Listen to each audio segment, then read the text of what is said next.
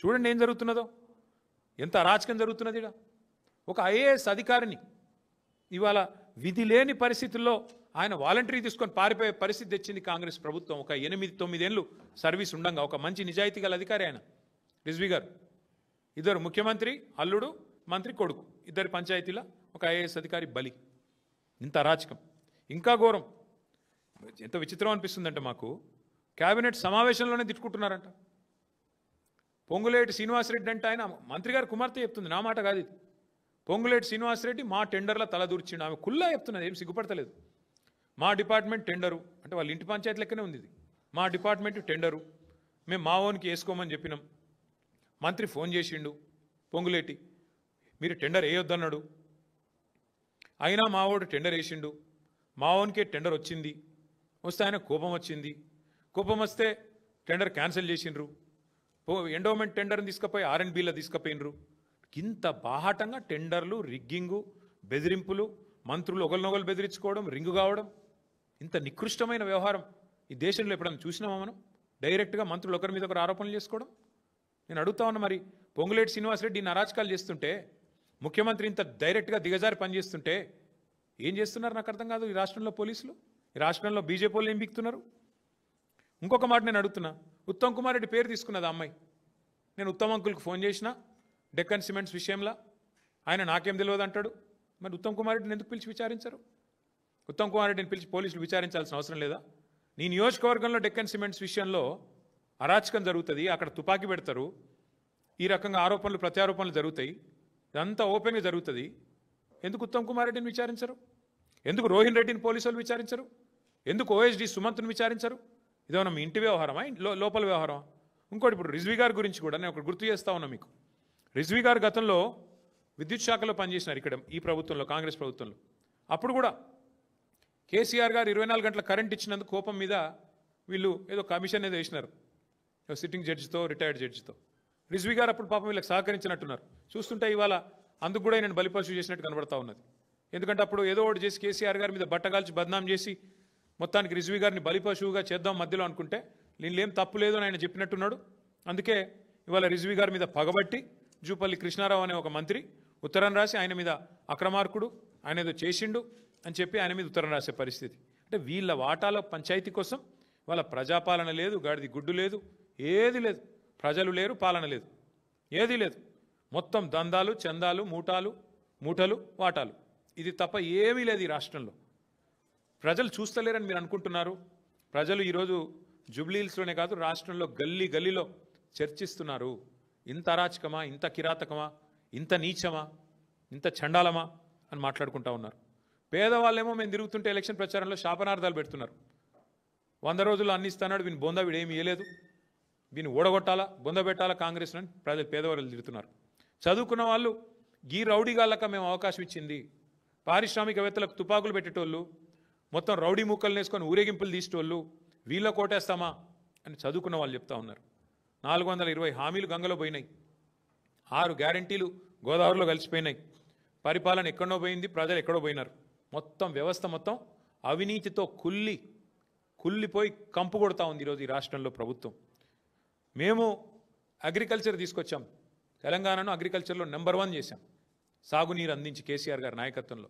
వీళ్ళు gun culture తీసుకొచ్చారు, agriculture పోయింది, ఇప్పుడు గన్ కల్చర్ వచ్చింది తెలంగాణకి. మరి మరొక క్రైమ్కి మరొక పర్యాయ పదంగా తెలంగాణను మార్చే ప్రయత్నం చేస్తున్నట్టున్నారు రేవంత్ రెడ్డి గారు.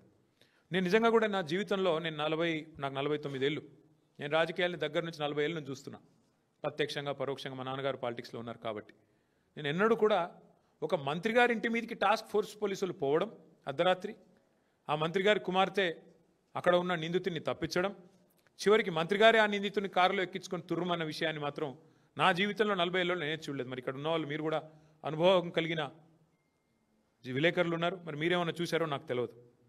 ఇంకోటి, సీఎం గారికి అత్యంత సన్నిహితుడైన వ్యక్తి రోహిన్ రెడ్డి. తెల్లారు లేస్తే ఆయన షాడోలాగా ఆయన వెంబడి తిరుగుతుంటాడు. సినిమా ఇండస్ట్రీ ఆయనే చూస్తాడట, మొత్తం సినిమా మంత్రి అట ఆయన పరోక్షంగా. ఆయన మరి తుపాకీ తెచ్చిండు, బెదిరించిండు అంటే ఒక్క పోలీసుడు, డీజీపీ కావచ్చు, ఐజీ కావచ్చు, ఒక్కరికి రేషం లేదా? ఒక్కరికి కనీసం ఇది పట్టనట్టే ఉంటున్నారు. ఒక్కరికి కూడా కనీసం ఈ విషయంలో బాధ అనిపించట్లేదా? మేము మొత్తం పోలీస్ శాఖను అనట్లేదు, అందులో కూడా చాలామంది నిజాయితీ గల అధికారులు ఉన్నారు, మంచి వాళ్ళు ఉన్నారు. వాళ్ళకి నేను అప్పీల్ చేస్తూ ఉన్నా, వీళ్ళ అరాచకాలకు మీరు బలి కావద్దు. నేను మొత్తం ప్రభుత్వ అధికారులు అనట్లేదు, మొత్తం ఐఏఎస్లను ఐపీఎస్లు అనట్లేదు. 99% మంచోళ్ళే ఉన్నారు, 1-2% ఉంటారు. ఇవాళ వాళ్ళు ఎవరైతే ప్రభుత్వానికి ఈ దుర్మార్గానికి తాబేదారులుగా వ్యవహారం చేస్తున్నారో వాళ్ళని నేను అంటున్నా తప్ప అందరిని అనడం లేదు. ఇంకొక మాట కూడా నేను చెప్తా ఉన్నా, అసలు ఆ డెక్కన్ సిమెంట్స్ డైరెక్టర్ని ఇప్పటివరకు పిలిచి విచారించిండ్రా? స్టేట్మెంట్ రికార్డ్ చేసిండ్రా? నీ తలకు తుపాకి ఎవడు పెట్టిండు? రోహిన్ రెడ్డి పెట్టిండా? ఓఎస్డి సుమంత్ పెట్టిండా? అడిగినరా? ఎందుకు అడుగుతలేరు? ఏమొచ్చింది మీకు అడ్డం? మంత్రి ఉత్తమ్ కుమార్ రెడ్డిని పిలిచిండ్రా? ఎవరిని పిలవలేదు. ఈ మొత్తం వివాదానికి కేంద్ర బిందువే ముఖ్యమంత్రి. ముఖ్యమంత్రి ఇప్పటివరకు నోరిపుతలేడు, పలుకే బంగారం ఆయన అన్నట్టు మాట్లాడతలేడు. అంటే ఆయన మాట్లాడకపోతే ప్రజలు మర్చిపోతారు అనుకుంటుండే ఏందో మరి. మొత్తం ఆయన మీద ఆరోపణలు వస్తుంటే నిజంగా చెప్తున్నా, ఇంత అసమర్థ ముఖ్యమంత్రిని స్వయంగా మంత్రి గారి కుమార్తెనే నిన్ను పట్టుకొని తుపాకి ఇచ్చినావు అన్నాక నీకేమైనా సిగ్గుంటే, నీకేమైనా ఇజ్జత్ ఉంటే, రేషం ఉంటే రెండిట్లో ఏదో ఒకటి చేయాలి. బయటకు వచ్చి చల్ నువ్వు మాట్లాడే తప్పని చెప్పాలి, లేదా నువ్వు మాట్లాడిన తప్పు కాబట్టి నేను తీసిపారేస్తున్నాను మంత్రిని బర్తరఫ్ చేయాలి. ఇట్లాంటి పనికిమాలిన చెత్త ముఖ్యమంత్రి నా జీవితంలో చూడలేదు నేను. ఏది చేత కాదు, పరిపాలన చేత కాదు, సంక్షేమము చేత కాదు, మంత్రులను నియంత్రించే చేత కాదు, ప్రజలకు సంక్షేమ ఫలాలు అందించేది చేత కాదు. అందుకే నేను అనేది, ఈ సెటిల్మెంట్ల ముఖ్యమంత్రి, ఈ దావుద్ ఇబ్రాహీంకి కజిన్ బ్రదర్ లాంటి ముఖ్యమంత్రి ఎవడైతే ఉన్నాడో ఈయనను వదిలించుకుంటే తప్ప తెలంగాణకు పట్టిన శని, తెలంగాణకు పట్టిన దరిద్రం పోదు. తప్పకుండా నేను జూబ్లీహిల్స్ ప్రజలకు కూడా విజ్ఞప్తి చేస్తూ ఉన్నా, రాష్ట్ర ప్రజలకు కూడా విజ్ఞప్తి చేస్తూ ఉన్నా, ఈ అరాచకానికి అడ్డుకట్ట వేసే శక్తి మీకు మాత్రమే ఉంది ప్రజాస్వామ్యంలో. ఎస్, వీళ్ళ బరితెగింపుకు, వీళ్ళ విశృంఖలత్వానికి, వీళ్ళ అవినీతి ఏదైతే ఇవాళ పతాక స్థాయికి చేరిందో దీన్ని తప్పకుండా అడ్డుకట్ట వేసే బాధ్యత ప్రజలే తీసుకోవాలి. మేము కొట్లాడతాం. బీజేపీ ఎట్లాగో అమ్ముడుపోయింది వీళ్ళకి, ముఖ్యంగా బీజేపీ కాంగ్రెస్ ఇవాళ జాయింట్ వెంచర్ గవర్నమెంట్ నడుపుతున్నాయి. ఇక్కడ అందరికీ తెలుసు, BJP Congress joint venture government నడుస్తుంది తెలంగాణలో. ఇది అక్షర సత్యం. నేను అడుగుతున్నా, బండి సంజయ్, అమిత్ షా ఎందుకు మాట్లాడతలేరండి? ఓపెన్గా ఇంత జరుగుతుంటే, ఐఏఎస్ అధికారులు రాజీనామాలు చేస్తుంటే, పారిశ్రామికవేత్తల తలకు తుపాకులు పెడుతుంటే, పోలీసు వాళ్ళను మంత్రులు తరిమి కొడుతుంటే ఇంటికి పోతే ఎందుకు మాట్లాడదు బీజేపీ? ఏం అడ్డం వస్తుంది మీ గొంతుకి? ఎందుకు మీ సిబిఐ లాంటి సంస్థలు ఎందుకు వస్తలేవు? సిబిఐకి జనరల్ కన్సెంట్ ఇచ్చిండ్రు కదా, రమ్మను, ఎంక్వైరీ చేయమనండి, సువమోటోగా తీసుకోమనండి. ఇవేవి కనబడవు. అందుకే నేను అంటున్నా, ఈ రాష్ట్రాన్ని కాపాడుకోవాలి అంటే ఇంకా బీజేపీ వల్ల కాదు, ఇంకెవడి వల్ల కాదు, కేవలం కేసీఆర్ గారి నాయకత్వాన్ని తిరిగి తెచ్చుకుంటే తప్ప ఈ విశృంఖల, ఈ దుర్మార్గ ముఠాలకు, ఈ అరాచక పర్వాలకు తెరదించాలి అంటే ప్రజల చేతుల్లో నా శక్తి ఉంది. ఇంకా చాలా సమాచారం వస్తుంది మాకు కూడా. అసలు పంచాయతీ మంచిరేవులలో 35 ఎకరాలకు పంచాయతీ అట్టిది అసలు పంచాయతీ.